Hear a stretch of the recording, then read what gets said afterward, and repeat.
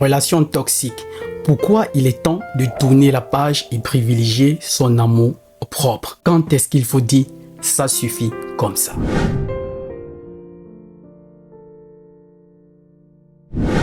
Salut la famille des conscients et des conscientes. J'espère que vous allez bien. Aujourd'hui avec vous, je veux qu'on parle d'un sujet qui nous concerne quasiment tous, qui touche beaucoup de personnes et qui est le plus souvent difficile à aborder. Comment savoir quand il est temps de lâcher prise dans une relation qui ne fonctionne plus? Que ce soit une relation amoureuse, une amitié ou même une relation professionnelle. Parfois, on se bat pour quelque chose qui n'est tout simplement pas fait pour durer. On se bat pour rien.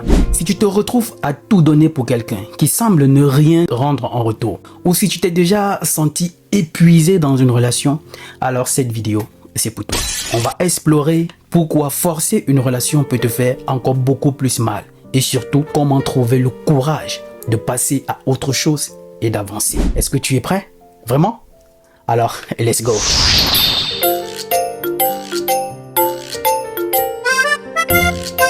La réalité des relations qui ne marchent pas. Il y a une réalité qu'il faudrait savoir et surtout accepter. Soyons honnêtes.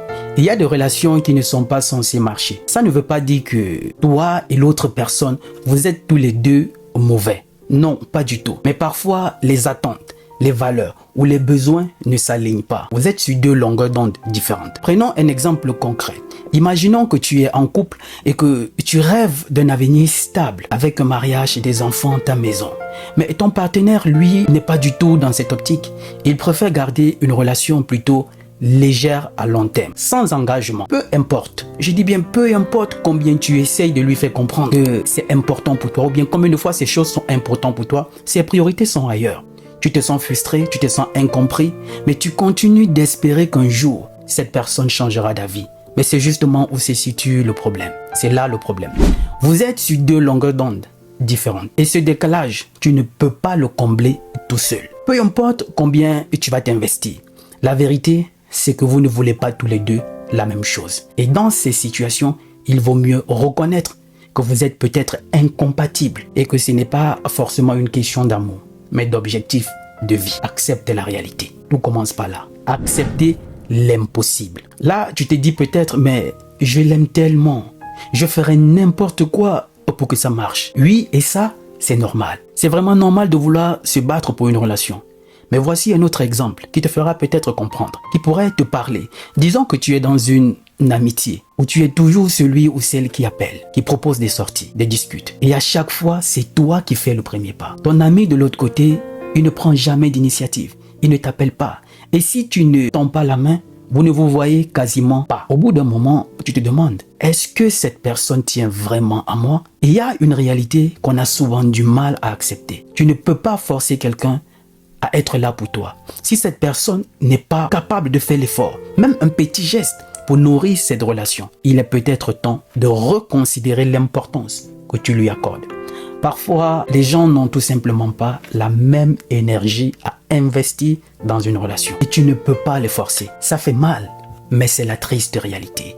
Il faut l'accepter. Se reconnecter avec ta propre valeur. Une chose très importante dont tu as aussi besoin. Maintenant, parlons de toi. Oui, de toi. Parce que dans toute relation, il est crucial de ne jamais perdre de vue ta propre valeur. Je vais te donner un autre exemple concret. Imagine que tu es dans une relation amoureuse où tu sens que tu dois constamment prouver ta valeur. Tu fais tout pour que ton partenaire soit heureux. Tu cuisines ses petits plats préférés.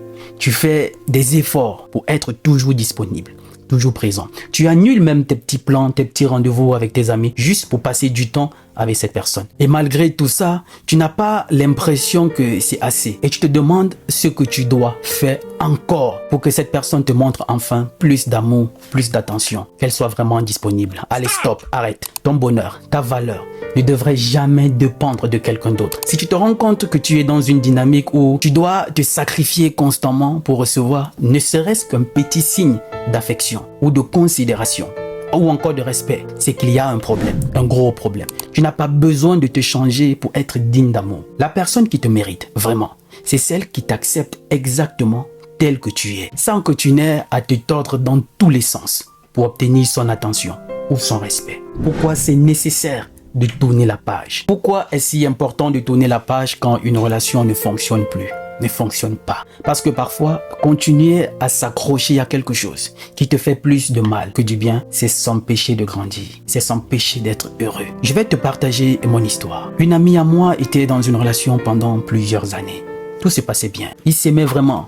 Mais au fil du temps, leur relation est devenue de plus en plus toxique. Ça s'est détérioré. Disputes, manque de respect, jalousie. Pourtant, elle continuait de s'accrocher aux souvenirs des bons moments. Elle me disait, tu sais Roland, mais au début, c'était tellement bien. Je veux retrouver cette magie. Ce qu'elle ne comprenait pas, c'est que parfois, les bonnes choses du passé ne reviendront plus jamais. Les relations avaient changé. Ils avaient changé tous les deux.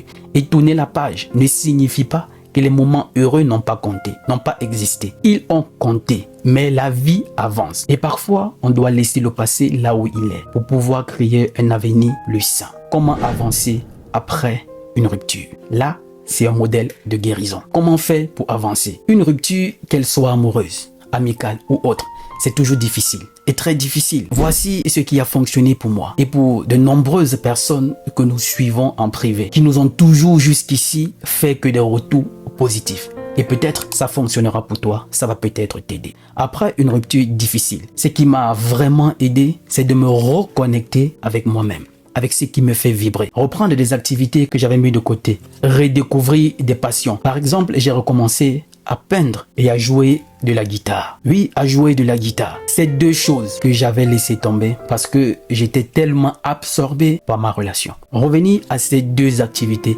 m'a permis de me retrouver, de retrouver qui j'étais, de me reconnecter à ce qui me rend heureux en dehors de l'autre. Et voici un autre point. Entoure-toi des personnes qui t'aiment vraiment pour ce que tu es. C'est qui ta famille, tes amis proches, ceux qui te soutiennent sans condition. Tu verras que ces relations saines autour de toi t'aideront vraiment à retrouver ton équilibre. Ils t'aideront à te reconstruire et surtout à avancer. Et pour terminer, je te dirais, rappelle-toi de ceci. Parfois, tourner la page, c'est la meilleure chose que tu puisses faire pour toi-même. Ne t'accroche pas à une relation qui te fait de plus en plus mal que de bien. En avançant, tu vas te découvrir plus fort, plus libre, plus prêt à accueillir des relations qui te méritent vraiment. D'accord? Si cette vidéo t'a aidé ou fait réfléchir, laisse-le moi savoir en commentaire. Et surtout, abonne-toi si ce n'est pas encore fait. Mais je m'en doute que tu n'es pas encore abonné. Pour qu'on puisse continuer cette aventure ensemble. Prends soin de toi. Et n'oublie surtout pas que je t'aime très fort. D'accord? Retrouvons-nous dans une prochaine vidéo. Et si tu as des sujets sur lesquels tu aimerais que je te produise des contenus là-dessus, laisse-moi savoir en commentaire. Je suis Roland Campbell, ton frère. À très bientôt. Il n'est jamais trop tard pour recommencer. Parce que le rêve n'a pas de date d'expiration. Toi aussi, tu as droit au bonheur. Ne l'oublie jamais. Je t'aime très fort. Salut!